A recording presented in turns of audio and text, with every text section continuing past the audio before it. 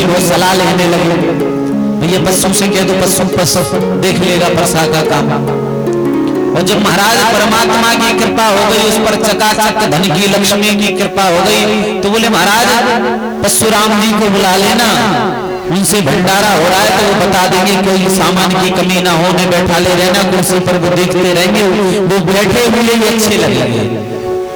बोले महाराज माया तेरे तीन नाम, पशु पस्सा परशुराम। जिसके पास बोले महाराज लक्ष्मी की, ठाकुर जी की कृपा हो गई, उस पर ये दुनिया वाले अपने आप ही कृपा करने लगते हैं। जरूरी नहीं है कि ये दुनिया वाले कृपा करें।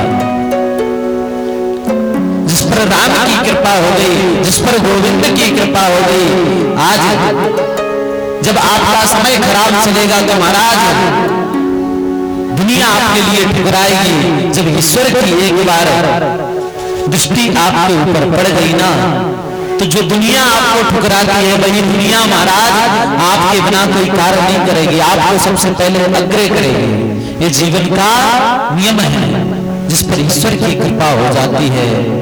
आज बोले कहते हैं कि हे अर्जुन, अगर तेरे साथ हम नहीं होते, अगर साक्षात हनुमान जी की कृपा नहीं होती, साक्षात जगत पिता तेरे रथ पर नहीं होता, तो तेरा ये रथ इस कुरुक्षेत्र की भूमि में मिलना संभव नहीं था। आज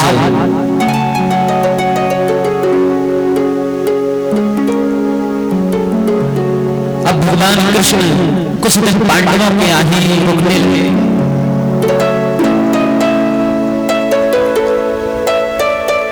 एक दिन की बात है, अब विजय जो राजगद्दी है उस पर युधिष्ठिर जी को विराजमान कर दिया। जो युधिष्ठिर जी हैं एक दिन बोले दुखी और बेचैन बैठे हुए थे। जब दुखी बैठे थे तो उनसे पूछा भगवान कृष्ण ने आकर के हे युधिष्ठिर जी भैया, क्योंकि महाराज बुआ के लड़के थे, बोले बड़े भैया क्या बात है, क्यों इतने दुखी हो? तब वो कहते हैं कि हे गोविंद, मैं जब भ्रमण के लिए नगर में जाता हूँ तो विधवा माताओं को देखता हूँ, छोटे छोटे बालकों को देखता हूँ, तो मुझे बड़ा दुख होता है कि मैंने एक गद्दी के लिए मैंने इनकी कितनी माताओं के सिंदूर का त्याग किया, कितनी माओं के सिंदूर को उजाड़ा है। मुझे अत्यंत दुखी होता हूं कि मुझसे कितना बड़ा पाप हो गया। भगवान कृष्ण कहते हैं कि ये सब प्रारब्ध था, इसे होना निश्चित था, ये पहले से ही लिखा था, इसमें किसी का दोष नहीं है। आपने देखा अपने साथ कोई कुछ चीज हो जाती तो हम भगवान को कहने लगते कि भगवान ने किया है, भगवान की पूजा करने बंद कर देते। महाराज कई लोगों की स्थिति देखिए, महाराज जीवन में कुछ थोड़ी समस्या आ जाए तो वो ईश्वर को छोड़ना बंद कर देते, ईश्वर को छोड़ देते हैं। पहले पूजा करते हो अच्छे, और कोई समस्या आ जाए जीवन में तो क्या कहते हैं, भगवान भगवान कुछ नहीं होते, भगवान भगवान कुछ नहीं होते। जीवन में याद रखना, बोले एक गुरु के दो शिष्य थे, दोनों ही क्या करते, ध्यान से सुनना। बोले एक गुरु के दो शिष्य थे, सत्य घटना है। बोले महाराज जो एक था वो बोले चिलम पीता, नशा करता, दारू इत्यादि मदरा का पान करता। जो वो पान करता वो तो सुखी चकाचक, और जो भगवान का भजन करता, भगवान से पर जल डाला जाता, नित्य जो पूजा पाठ करता वो दुखी। और नित्य गुरु जी के पास दोनों आते, वो एक तो चिलम की लालच में आता, एक गुरु जी की सेवा करने के लिए आता। अब दोनों पैर दबाते गुरु जी के। अब वो जो थोड़ा सा जो भगवान की ज्यादा सेवा करता था वो ज्यादा दुखी था जीवन में, तो वो आकर के कहता है गुरुदेव भगवान कोई ऐसी बात बताइए, मेरे समय कब बदलेगा, मैंने ऐसा कौन सा पाप किया है कि मेरे पास आज अगर मैं कमा के ले आऊं तो आज खाने के लिए अन्न है, अगर कल नहीं जाऊं तो कल मेरी कोई व्यवस्था नहीं है। और जी मेरा जो भाई है वो नित्य मदरा का पान करता है, इसकी चकाचक भंडार है, क्या कारण है? गुरुजी कहते हैं कि सब ईश्वर की कृपा है, भजन करते रहो, नित्य ऐसे ही टाल देते। एक दिन की बात है, बोले दोनों भाई सुबह सुबह बोले जो पूजा पाठ करता था वो पूजा के लिए लोटा जल कर लेकर के भगवान शिव की अर्चना करने जा रहा था। दूसरा बोले मदरालय पीने के लिए जा रहा था, उसका काम ये था। अब इसके यहाँ बोले महाराज थोड़ी सी कमी आ गई थी, उसी दिन ये इसका स्वास्थ्य खराब हो गया था, तो 2 दिन से इसने कुछ खाया नहीं था, इसके बच्चे भी भूखे थे, तो प्रार्थना करने जा रहा था सुबह सुबह के हे ईश्वर कुछ प्राप्त हो जाए तो महाराज अपने घर की शाम की व्यवस्था बन जाएगी। जा रहा था तो बोले क्या हुआ, कुछ दूर निकलने पर इसके पैर में बोले कील चुभ गई, और वो जा रहा था तो बोले उसे क्या हुआ, बोले सोने की अंगूठी मिल गई जो पीने जा रहा था। अब महाराज जो लोटा लिए हो, 2 दिन का भूखा हो, भगवान से उसे प्रार्थना करने जा रहा हो, और एक पीने जा रहा हो, उसे सोने की अंगूठी मिल जाए उसी के सामने, तो कितना क्रोध आएगा। बोले महाराज वही लोटा फेंका धरती पर पटक करके वो घर वापस आ गया, दुखी होकर के जैसे वैसे उस कील को निकाला पैर से और घर पर आकर के बैठ गया।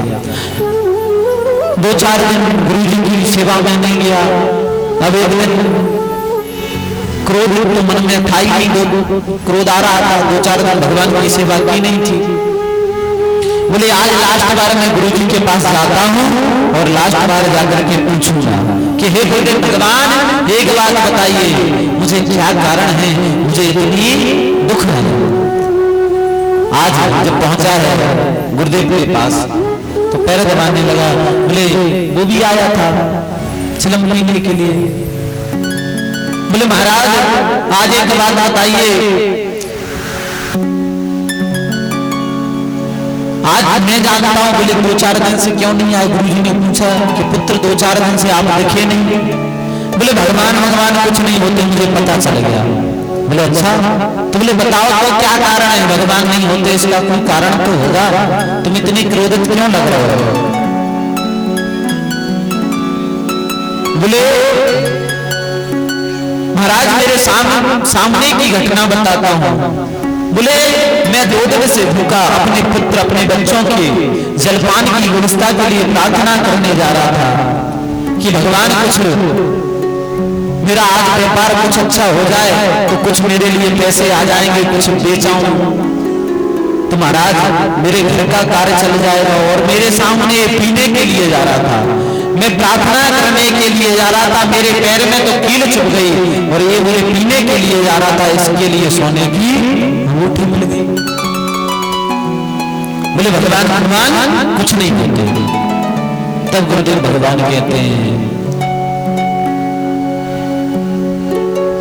बोले तुझे पता है कि इसके पीछे का कारण क्या है? तुझे नहीं पता, हम बताते हैं। तू पूछता था कि गुरुदेव मेरा समय क्यों खराब चल रहा है, इतने दिन से तू नित्य पूछता है, आज बताता हूं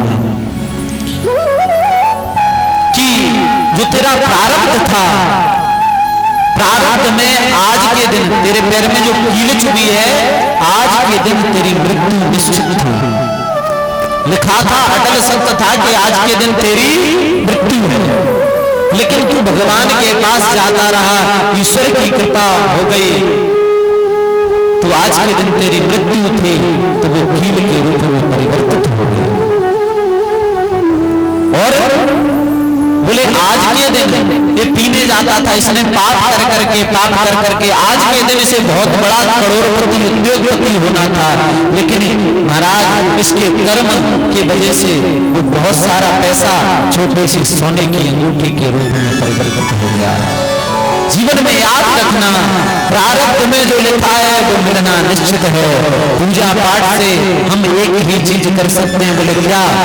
एक ही चीज प्राप्त हो सकती है कि महाराज लाखों का घाटा हजारों में हो जाएगा, लेकिन जो लिखा होगा वो निश्चित होना है।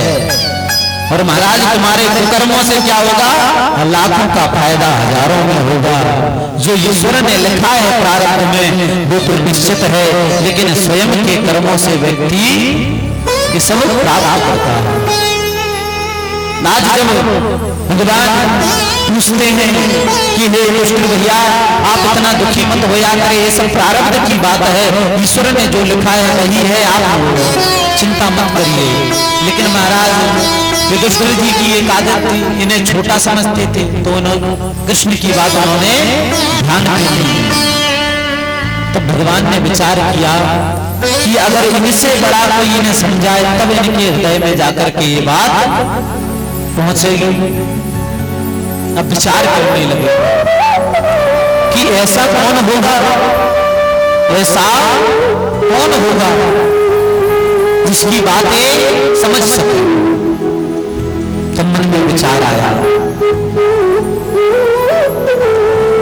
कि बोले वाणों की सैया में कुरुक्षेत्र की भूमि पर बोले पितामह भीष्म अभी पड़े हुए हैं, उनके पास लेकर के इन्हें चलते हैं, सभी पांडवों को मां कुंती और द्रौपदी को ले जाकर के भगवान कुरुक्षेत्र की भूमि में पहुंचेंगे।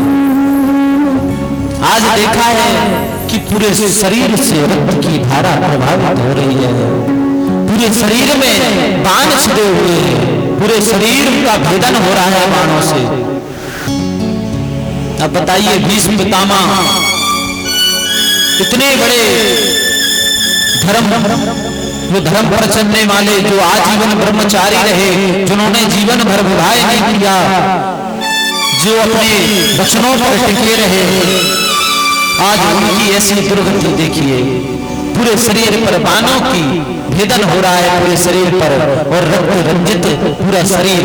इसको देख करके सबसे पहले अर्जुन और युधिष्ठिर जी ने भगवान जो पितामह भीष्म है उन्हें प्रणाम किया। पितामह हम सभी पांडवों का आपके चरणों में प्रणाम है। तो सर्वप्रथम पितामह भीष्म बोले,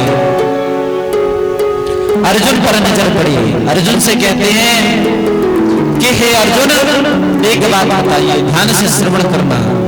बोले अर्जुन एक बात बताइए। बोले क्या?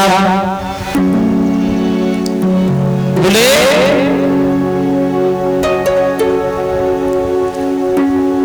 अर्जुन जो तुम्हारे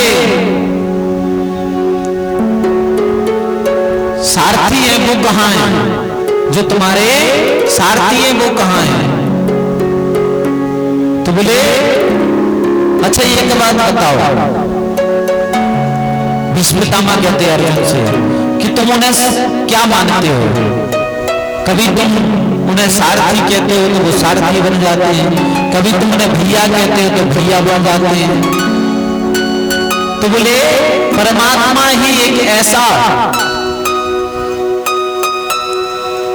देखिए केला तो आ रहे हैं, आप रोज मिलेंगे, पूरे केलाओं को देख रहे हैं तो कि महाराज अबे हाल बटवा दें तो चकाचक मजा आ जाए।